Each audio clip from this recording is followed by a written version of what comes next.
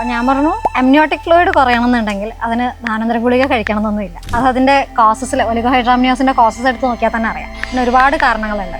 ഇപ്പോൾ ആയുർവേദത്തിനെതിരെ ഒരുപാട് ഇങ്ങനെ സ്റ്റേറ്റ്മെൻറ്റ്സ് എതിരെ വരുന്ന സമയമാണ്. അതിൽ ഒന്നെന്ന് പറഞ്ഞു കഴിഞ്ഞാൽ ധാന്വന്തരം ഗുളിക കഴിച്ചാൽ നമ്മളുടെ ആമ്നിയോട്ടിക് ഫ്ലൂയിഡ് കുറയും. അങ്ങനെ കുറേ എണ്ണം വരുന്നുണ്ട്. അതിലൊന്നാണിത്. എങ്ങനെയാണ് ഇങ്ങനെയുള്ള ക്വസ്റ്റ്യൻസിനൊക്കെ ഡോക്ടർ അഡ്രസ് ചെയ്യുന്നത്? അപ്പോൾ ഈ അടുത്തുകൂടി ഒപ്പിയിലൊരു കേസ് വന്നിട്ടേ ഉള്ളൂ. നമ്മുടെ അടുത്ത് പ്രസവരക്ഷയ്ക്ക് വന്ന ഒരു ലേഡിയാണ്.